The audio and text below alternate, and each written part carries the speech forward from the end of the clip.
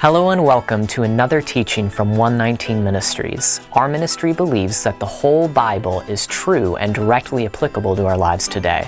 If you would like to know more about what we believe and teach, please visit us at testeverything.net. We hope that you enjoy studying and testing the following teaching.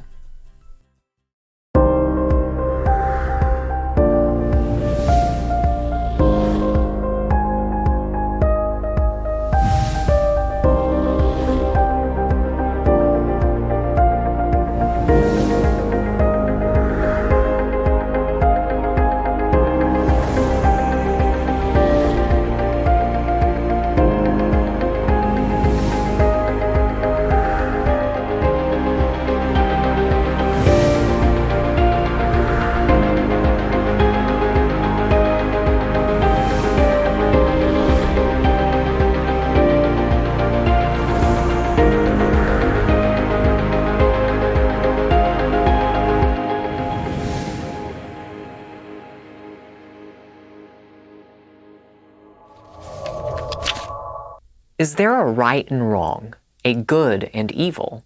Do these concepts really exist? For instance, are actions such as rape and murder really morally wrong? It seems like a ridiculous question, doesn't it? But if God doesn't exist, you might be surprised to learn that right and wrong or good and evil can't actually exist, not in any meaningful way at least. Without God, there is no objective morality, which is to say, there are no moral facts and obligations that are true independent of human opinion. Everything becomes socio-culturally relative. All we have is one individual's or group's beliefs and preferences, which are no more valid or binding than any other individual's or group's beliefs and preferences. For instance, you personally might affirm a certain action to be morally wrong. But if God doesn't exist, your subjective belief doesn't apply to anyone else. In fact, what's wrong to you might be good to someone else. Your moral beliefs ultimately boil down to a matter of personal taste, like preferring burgers to pizza. This applies also to society. While our modern society does rightly affirm certain moral values, like human equality, if God doesn't exist, then we can't meaningfully condemn other societies, and even our own society in the past, for things like slavery, segregation, and racism. After all, what makes our current society right and others wrong? Since atheism gives us no basis for affirming objective moral values and duties, there is nothing that grounds our moral judgments. Think about it this way. If atheism is true, on what basis do human beings have any objective moral value at all? We're merely the accidental byproduct of chance. We're no different than any other living organism on the speck of dirt we call Earth. We've all evolved from primordial goo just the same as mosquitoes and rats. If atheism is true, why should we treat human beings as special? Where do we get these delusions that we have these moral obligations toward one another, that people have intrinsic dignity and are worthy of respect? On the atheistic view, humans are just animals. As biologist and atheist Richard Dawkins says, "We and all other animals are machines created by our genes." Now, along with theists, atheists generally do treat human life as meaningful, which we'll talk about a little later. But the point here is that atheism as a worldview offers us no reason to affirm humans as being worthy of dignity and respect. If there is no God, Richard Dawkins is right that humans are simply animals, and animals don't have any moral duties to fulfill. For instance, we don't sentence a hyena to prison for murder when it kills a wildebeest. We don't condemn a group of male dolphins as abusive gang rapists when they isolate a female dolphin, slap her with their tails, and forcibly copulate with her for weeks. Why not? Because we understand that animals have not been given any moral duties or prohibitions. Therefore, they are not morally responsible toward each other.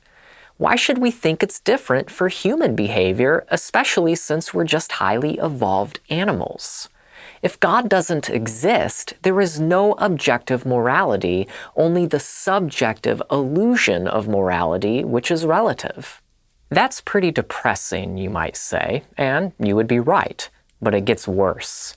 If atheism is true, our collective fate as humans, along with all other life in our universe, is extinction anyway. So who cares about doing right or wrong when it literally doesn't matter in the grand scheme of things? Dr. William Lane Craig sums it up quite well. Scientists tell us that the universe is expanding and everything in it is growing farther and farther apart. As it does so, it grows colder and colder and its energy is used up. Eventually, all the stars will burn out and all matter will collapse into dead stars and black holes. There will be no light at all. There will be no heat. There will be no life. Only the corpses of dead stars and galaxies, ever expanding into the endless darkness and the cold recesses of space, a universe in ruins. So not only is the life of each individual person doomed, the entire human race is doomed. There is no escape. There is no hope. Think about that for a moment. Eventually, all life in our universe will be extinct. There will be nobody to remember the good you've done in your life. All of your achievements will amount to nothing, and nothing you did to show love or compassion to anyone else ultimately matters. The care you took in raising your children, the causes you championed for social justice, everything you cared about and worked for will have exactly zero lasting impact in the grand scheme of things. If atheism is true, life is utterly without meaning and purpose. On this point, atheists such as Richard Dawkins generally agree. Here's what Dawkins writes in his book, River Out of Eden, A Darwinian View of Life. In a universe of blind physical forces and genetic replication, some people are going to get hurt, other people are going to get lucky, and you won't find any rhyme or reason in it, nor any justice. The universe we observe has precisely the properties we should expect if there is, at bottom, no design, no purpose, no evil and no good, nothing but blind, pitiless indifference. The logical conclusion of existence without God is that we can't condemn as objectively evil things like rape, murder, oppression, and so forth. We can personally disagree with such behavior.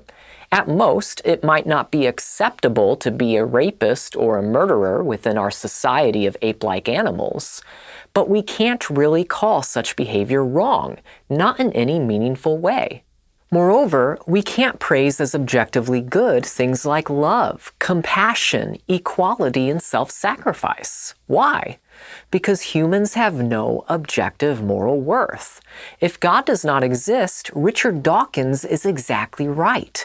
There is no good and evil. There is no ultimate purpose. There is only our insignificant existence that lasts for a relatively short time before we're all dead and forgotten.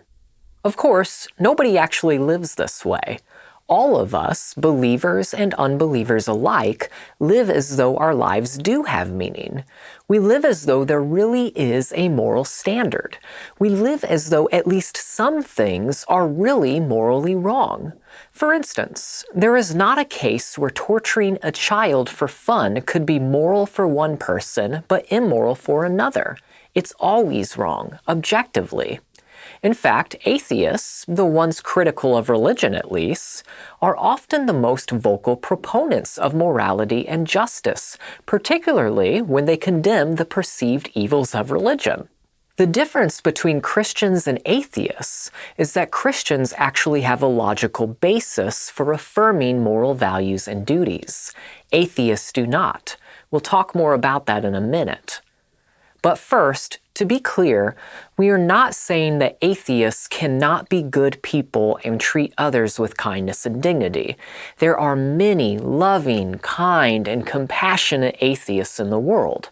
We also aren't saying that believers cannot be evil.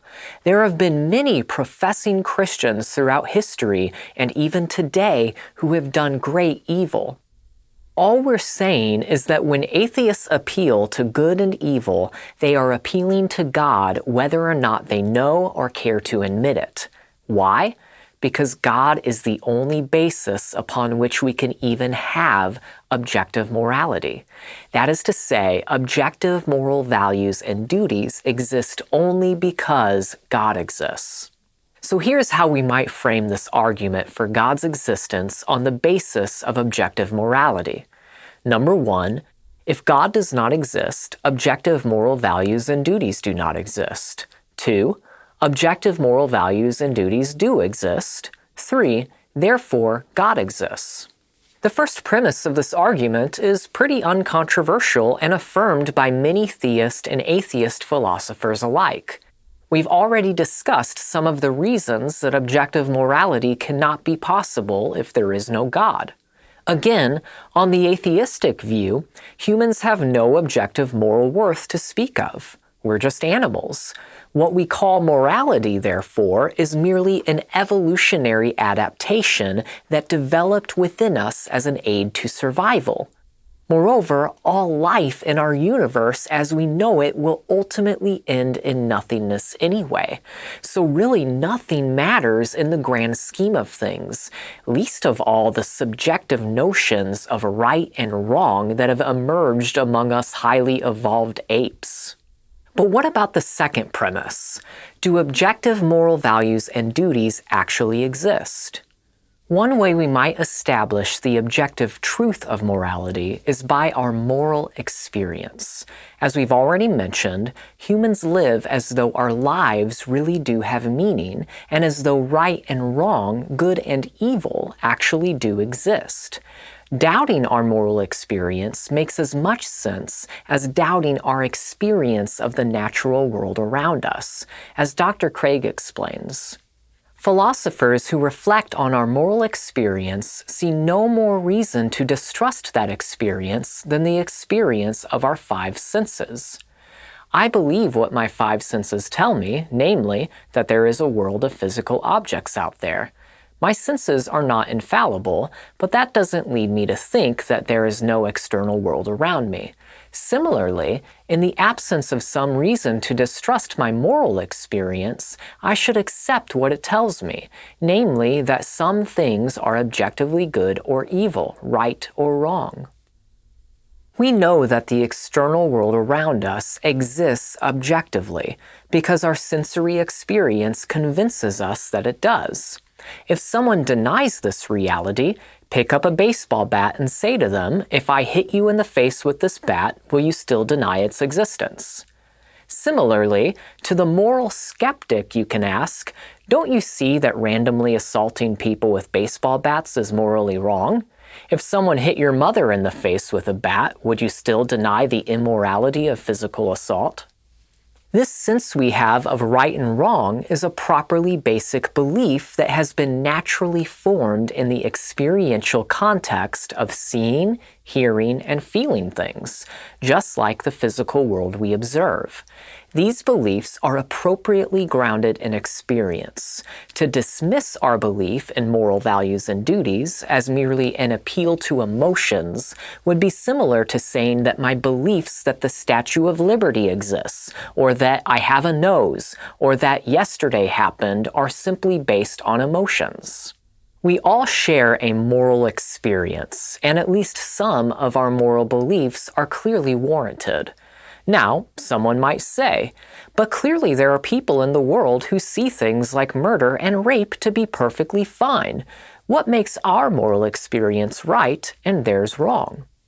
People who believe that murder and rape are perfectly fine are called psychopaths. That is to say, due to our moral experience, we are rational in seeing that such people have a deficiency in their perception of morality. In the same way that a blind person being unable to see physical objects does nothing to disprove the objective reality of those objects, a murderous psychopath's moral impairment does nothing to prove that our moral experience isn't trustworthy. Now, 95% of people are easily convinced that moral values and duties are objectively real after thinking about it.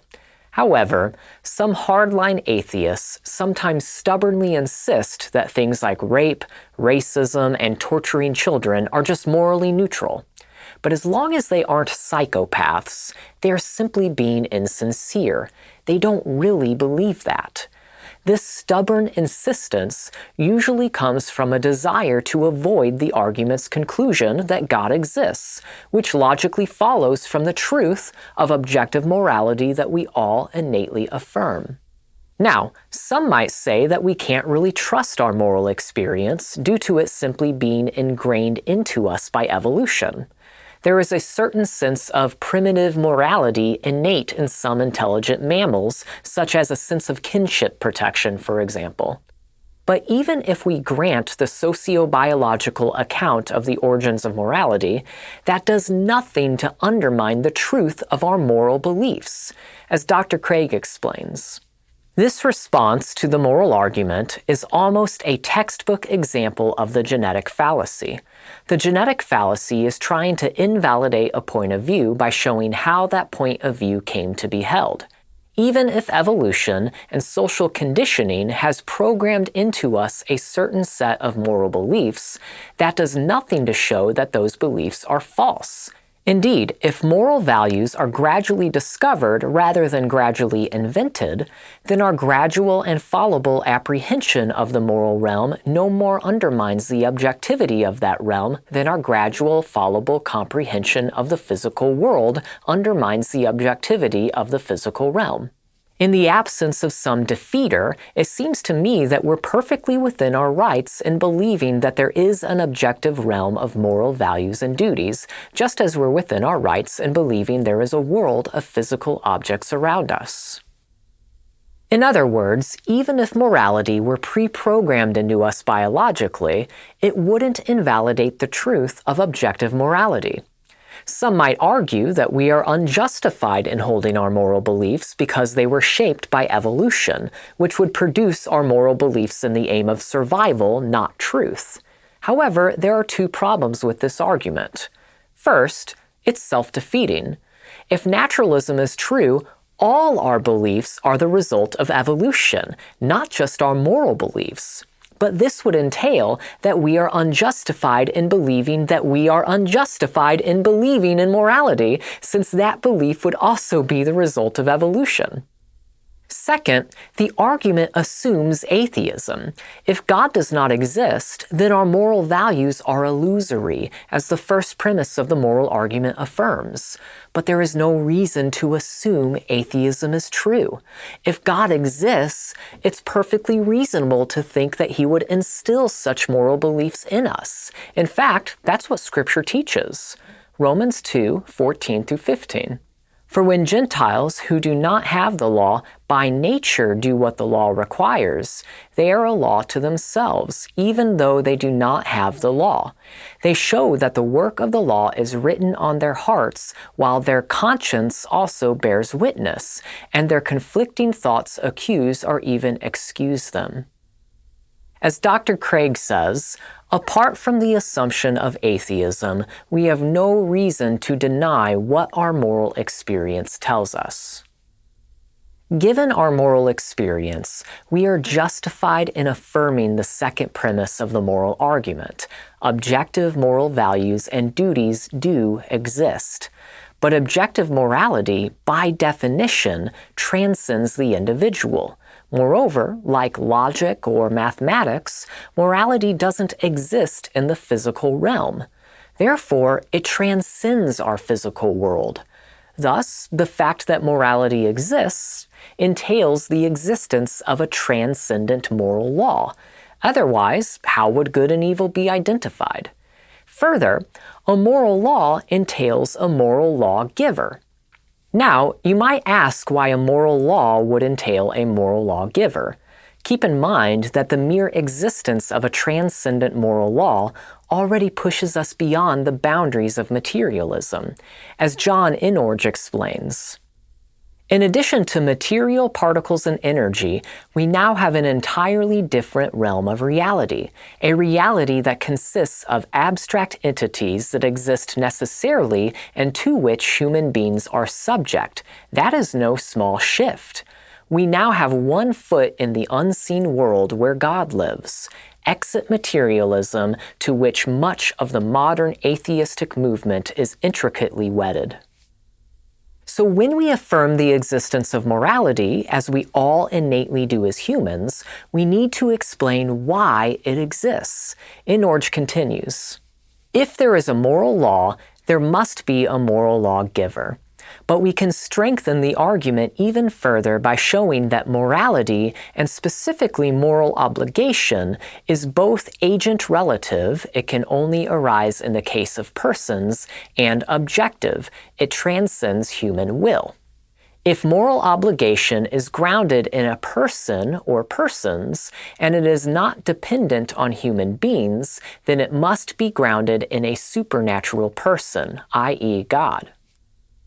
In other words, since morality by its nature contains an obligatory character, moral duties, it presupposes the existence of a moral lawgiver, a transcendent personal being with the authority to issue commands. Thus, the existence of objective moral values and duties leads to the existence of a morally perfect God whose commandments order right human behavior. We pray that you've been blessed by this teaching, and remember, continue to test everything. Shalom.